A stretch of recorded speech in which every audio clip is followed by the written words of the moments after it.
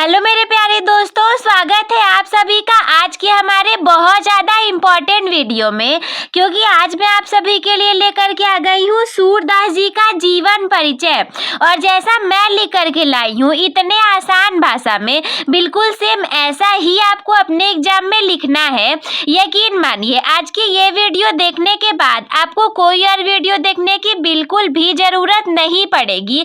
तो आज के इस वीडियो को पूरा देख करके जाना। तो चलो स्टार्ट करते हैं। सबसे पहले आप किसी भी लेखक या कवि का जीवन परिचय लिखेंगे, हमें एक ऐसा बॉक्स बना करके उनका संक्षिप्त परिचय लिखना पड़ता है, जिसमें कि 5 से 6 हेडिंग हम लोग डाल सकते हैं। तो सबसे पहले संक्षिप्त परिचय में हम यहाँ पर इनका नाम लिखेंगे।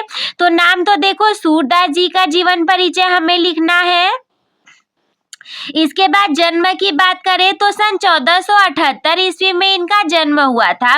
वो भी लगभग माना जाता है, कंप्लीट पूरे तरीके से किसी को नहीं पता, क्योंकि बहुत सारी चीजें हैं जो कि डाउट में है।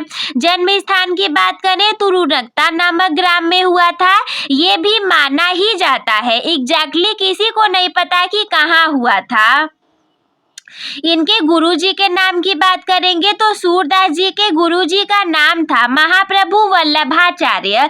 याद रखिएगा, पूछा भी जा सकता है, एमसीक्यू वाले जो आपके क्वेश्चन आते हैं उसमें भी पूछा जा सकता है कि सूरदास जी के गुरु कौन थे। तो सूरदास जी के गुरु महाप्रभु वल्लभाचार्य जी थे। प्रमुख रचनाओं की बात करें तो सूरदास जी की केवल 3 ही प्रमुख रचनाएं हैं, वो भी आप ट्रिक से याद कर सकते हैं। सूर सूर सब में आएगा, जैसे सूर सागर, सूर सरावली, साहित्य लहरी। अब इसमें तो सूर है, इसमें भी सूर है, तो सूर सागर, सूर सरावली, साहित्य लहरी, इसमें भी सा से है, तो याद रखिएगा। मृत्यु की बात करें तो लगभग 1583 ईस्वी में माना जाता है। कुछ भी देखो एग्जैक्टली नहीं पता है, इसीलिए सारी चीजें मानी जाती हैं। इसके बाद जब हम इनके जीवन परिचय की बात करेंगे तो आप ऐसे लिखेंगे कि सूरदास जी का जन्म 1478 ईस्वी में आगरा और मथुरा के बीच स्थित रुनकता नामक ग्राम में हुआ था। और ये भी केवल माना ही जाता है, हम कह रहे हैं ना कि एग्जैक्टली किसी को नहीं पता कि कहाँ और कब हुआ था। तो जैसे देखो मैंने लिखा है नीले कलर से लिख करके, मेन जो पॉइंट है उसे ब्लैक कलर से लिख दिया है। आप चाहें तो इस ब्लैक कलर को अंडरलाइन भी नीचे कर सकते हैं। तो ऐसे लिखेंगे कि सूरदास जी का जन्म 1478 ईस्वी में आगरा एवं मथुरा के बीच स्थित रुनकता नामक ग्राम में हुआ था। और यही नहीं, कुछ जो विद्वान हैं ये इनका जन्म दिल्ली के निकट सीही नामक स्थान पर भी मानते हैं। यानी कि केवल रुनकता ही नहीं, सीही नामक स्थान पर भी माना जाता है। अब देखो ये तो सारे लोग जानते हैं कि ये कृष्ण भक्त थे, लेकिन ये जन्मांध थे या फिर जन्म के बाद अंधे हो गए, ये किसी को नहीं पता है। तो यहाँ लिख देंगे हम बिल्कुल आसान भाषा में, जैसा आपको आता होगा, कि सूरदास जी जन्म से अंधे थे या फिर बाद में अंधे हो गए। इस पर विद्वानों में मतभेद है, यानी कि कंफर्म नहीं पता है वो पैदा हुए तभी से अंधे थे या फिर वो बाद में अंधे हो गए। कुछ लोग का तो ये भी मानना है कि सूरदास जी अंधे नहीं थे, वो इसलिए कहते थे कि मैं अंधा हूँ ताकि उन्हें ऐसा लगता था क्योंकि मेरे पास ज्ञान नहीं है, और जिसके पास देखो ज्ञान नहीं होता है वो अंधा ही होता है। तो वो वैसा कहते थे, वैसे एग्जैक्टली नहीं पता कि उसका मतलब क्या था।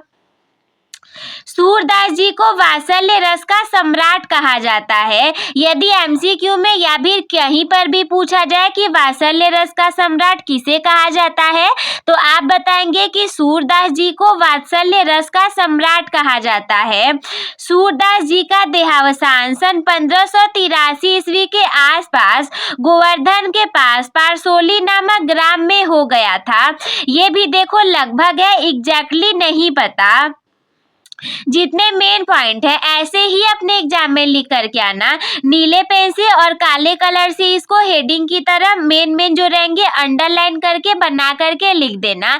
ध्यान हमें इसका रखना है कि एग्जामिनर और कुछ देखे या ना देखे, परंतु जो मेन पॉइंट है जिन्हें हम हाईलाइट करेंगे वो एग्जामिनर जरूर से देख ले। तो इनके देहावसान की बात करें तो सन 1583 ईस्वी के आसपास गोवर्धन के पास पारसोली नामक ग्राम में माना जाता है। प्रमुख रचनाओं देखो इनकी 3 है, 3 प्रमुख रचनाएं हैं, केवल 3 नहीं है, हमने पहले भी बता दिया था। आप यहाँ से भी ऐसे 1 2 3 करके लिख सकते हो। कौन कौन सी? सूरसागर, सूरसरावली, साहित्य लहरी।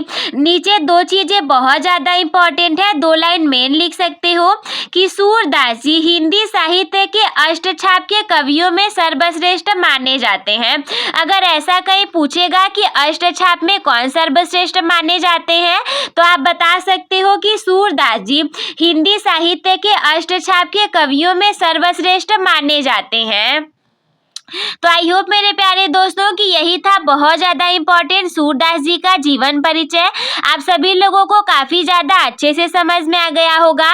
कोई डाउट होगा तो कमेंट में हमसे पूछना ना भूलिएगा। ऐसे ही बहुत ज्यादा इम्पोर्टेंट वीडियोस के लिए चैनल पर बने रहिए। तो हम मिलते हैं आपसे किसी अगले वीडियो में, तब तक के लिए धन्यवाद।